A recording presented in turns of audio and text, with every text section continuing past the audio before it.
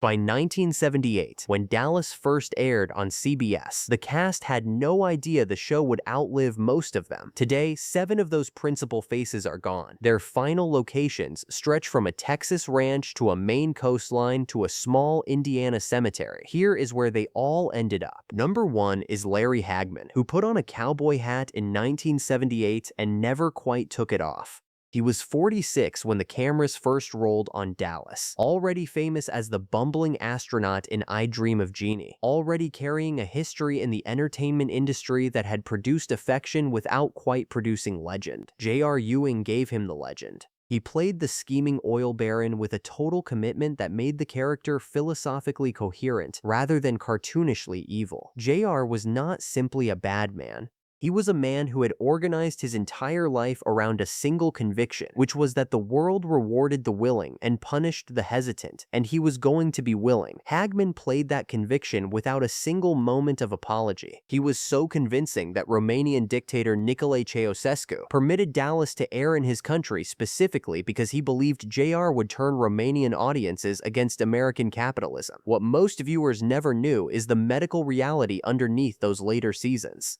Hagman had been a heavy smoker and drinker for decades. In 1995, he received a liver transplant after a cancer diagnosis and became an outspoken organ donation advocate, writing on the dedication page of his autobiography, "To my liver donor, without whose really important contribution I would not be here to write this book." He publicly credited that transplant with giving him 16 more years. In June 2011, he was diagnosed with stage 2 throat cancer. By July 2012, it had become acute myeloid leukemia. He came back to Dallas, Texas for the Thanksgiving holiday of 2012, filming episodes of the TNT revival alongside Patrick Duffy and Linda Gray. His family had joined him for the holiday. Linda Gray, who played his long-suffering wife Sue Ellen for 30 years, was at his bedside when he died. Larry Hagman died on November 23, 2012 at Medical City Dallas Hospital in Dallas, Texas. He was 81. He was cremated and his ashes were scattered at Southfork Ranch in Parker, Texas. The man who played the most infamous oil baron in television history went back to the ranch at the end.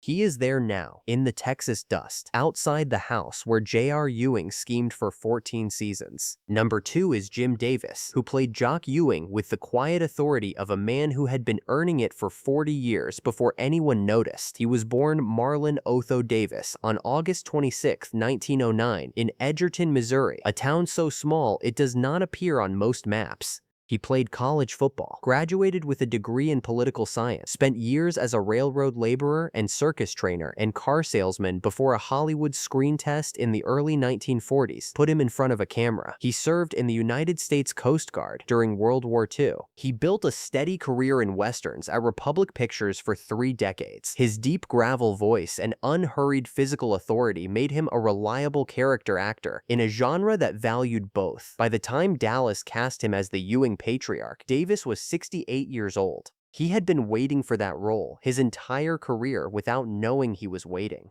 The gruff, self-made Texas oil baron who built Southfork from nothing and loved his sons with a fierceness he rarely expressed in words. Davis brought every one of those 40 working years to that performance, and there was nothing false in any of it. What almost no viewer knew is the grief he carried off camera. His only child, a daughter named Tara Diane, had been killed in an automobile accident on February 9, 1970, at age 17. Davis never recovered. His Dallas co-star Victoria Principal bore a strong physical resemblance to Tara, and Davis became quietly protective of her on the set. When he died, photographs of both Principal and his late daughter were found in his pocket. They buried him with them. During the 4th season, Davis was diagnosed with multiple myeloma. He kept filming as long as he was physically able. The producers, unwilling to recast such an irreplaceable role, wrote Jock off-screen with a South America storyline and waited. Davis died at his home in Northridge, California on April 26, 1981, at age 71. Jock Ewing's on-screen death, a helicopter crash, aired 8 months later on January 8, 1982. He is interred at Forest Lawn Memorial Park Cemetery in Glendale, California.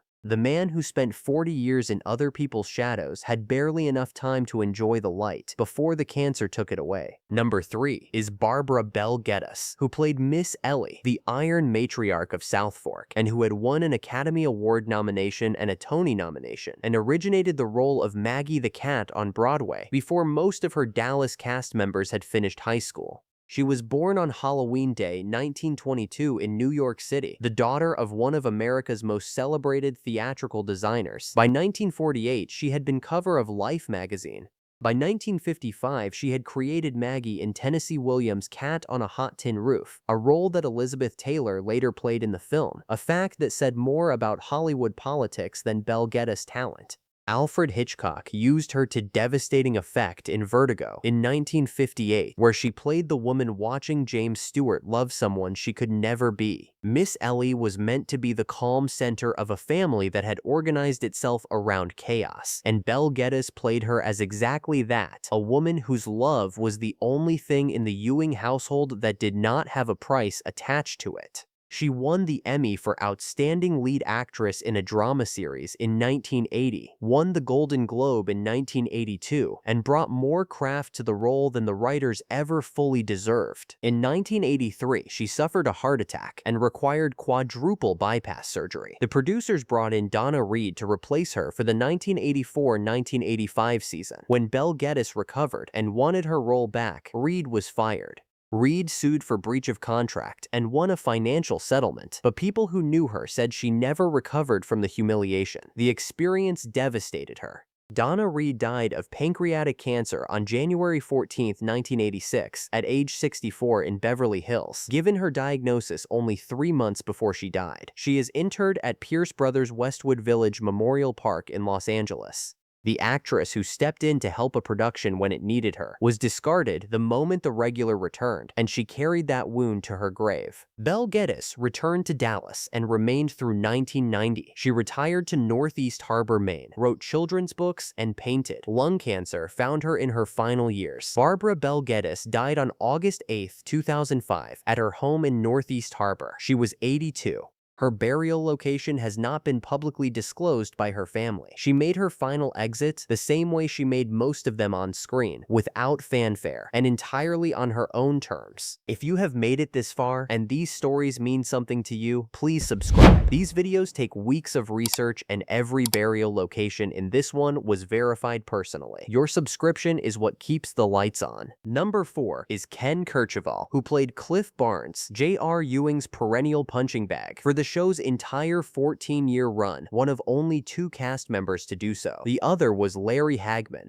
He was born on July 15, 1935 in Wolcottville, Indiana, raised by a physician father and a nurse mother, trained at Indiana University and the Neighborhood Playhouse in New York under Sanford Meisner. He appeared in the original Broadway production of Cabaret, directed by Harold Prince, and in The Apple Tree, directed by Mike Nichols, a serious theatrical actor heading for a serious career. What he became instead was the man who lost every season. Cliff Barnes entered every confrontation with JR, convinced that this time, finally, he was going to win. He never did. Kercheval played that eternal optimism without irony, which is the only thing that made it bearable to watch. The man who never won was also the man who showed up for every episode. What most viewers never knew is the private war he was fighting during the later seasons. He was, by his own admission, a practicing alcoholic for more than 20 years. In 1994, a year after the show ended, he had part of his lung removed after a cancer diagnosis. He beat it. He stopped drinking. He returned to Clinton, Indiana, the same small town where he grew up, and spent his final years collecting American historical artifacts. Among his possessions was the inkwell Abraham Lincoln used to sign the Emancipation Proclamation. The man who played the biggest loser in primetime television history owned one of the most consequential objects in American history. Kercheval died on April 21, 2019, at his home in Clinton, Indiana, at age 83. The cause of death was kept private. He is buried at Pisgah Cemetery in Vermilion County, Indiana, back in the state where he started, not far from where he grew up. A quiet burial for a man who spent 14 years being loudly and publicly defeated by a man who would have respected nothing more. Number 5 is Dack Rambo, who played Jack Ewing and who carried something on camera that most viewers never understood until after he was gone. He was born Norman J. Rambo on November 13, 1941, in Earlemont, California, one of 4 children. His twin brother Dirk was killed in a car accident in 1967. People who knew him said he was never quite the same afterward. He had been a working actor since 1962, appearing in westerns and soap operas without ever quite becoming a name. Dallas gave him Jack Ewing, JR's cousin from Alaska, a man with decency in a family that rarely produced it. He played the role with a charm that made Jack immediately appealing. He was in his early 40s when he joined the cast and looked younger than he was. In 1991, Rambo publicly disclosed that he had tested positive for HIV.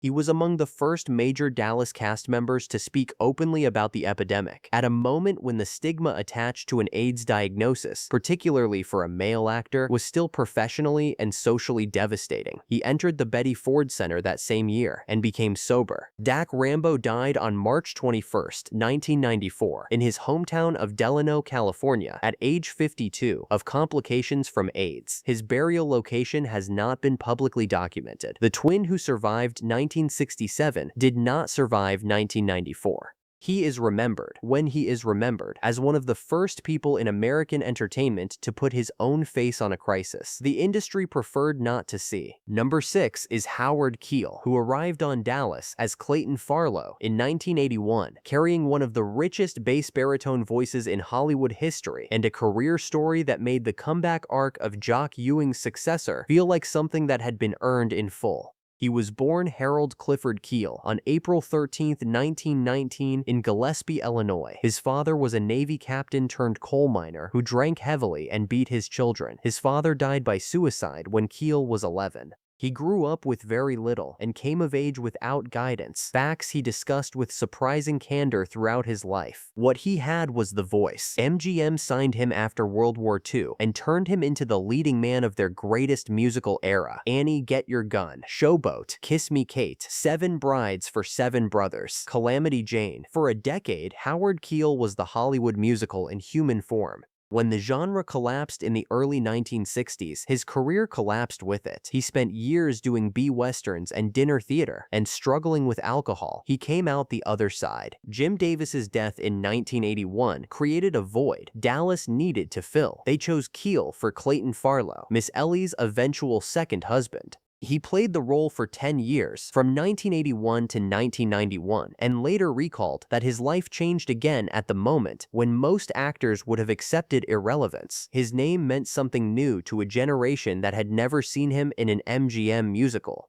He started recording solo albums for the first time. Crowds reappeared. Howard Keel died at his home in Palm Desert, California on November 7, 2004 at age 85 of colon cancer. His son Gunnar confirmed the death. His family kept his burial location private. The man whose voice had defined a musical era found his second act at 62 in a primetime soap opera and used it to sing again. Number 7 is Patrick Duffy, who was born on March 17, 1949 in Townsend, Montana, studied drama at the University of Washington, and arrived in Hollywood with a clean-cut warmth that was genuinely difficult to manufacture. Bobby Ewing, Jr., their moral counterweight, the man who kept believing in people long after those people had stopped deserving it, was the role that looked simple and turned out to require the most sustained discipline on the call sheet. Playing decency without blandness, goodness without sanctimony, loyalty without naivety for 14 seasons alongside one of the most compelling villain performances in television history.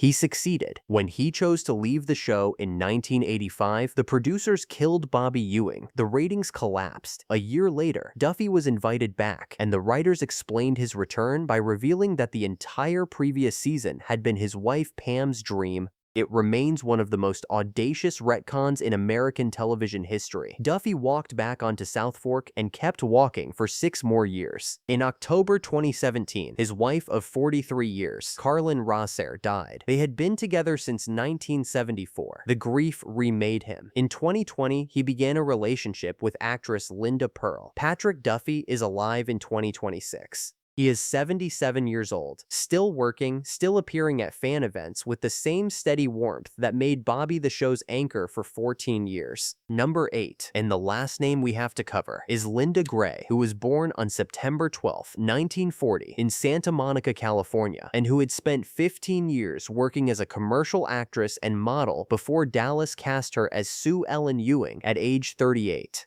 She had never played a substantial dramatic role before. She was a reliable professional presence that the industry had never thought to look at closely. What she did with Sue Ellen over 13 seasons is one of the quiet achievements of American television drama. Sue Ellen was written as a cautionary tale, a weak woman in a strong family, defined by alcoholism and by her inability to leave a man who did not love her. Gray refused that interpretation. She played Sue Ellen as someone fighting, always fighting, against JR and against her own worst impulses, against a situation that offered no good exits. She was nominated for Emmy Awards 4 consecutive times. She never won.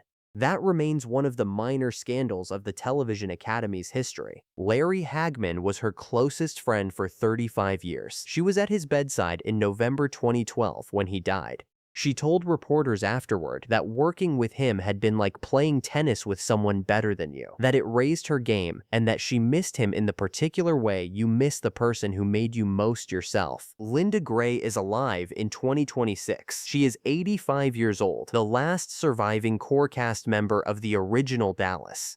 She is still working, still making films, still talking publicly about aging in the entertainment industry, with a frankness that has made her in recent years as admired for her honesty as she was once admired for her performance. Sue Ellen Ewing never found a good way out. Linda Gray, it turns out, simply decided to keep going, and 70 years into a career, she has not stopped yet. They ended up scattered across a Texas ranch, a California memorial park, a coastal Maine home that will not tell you where she is, a small Indiana cemetery, an undocumented California town, and an undisclosed California resting place. And one of them is still here, 85 years old and working, the last light on in the house where Southfork once stood. If you grew up watching this show, leave a comment telling me which castaway landed hardest. I read every reply.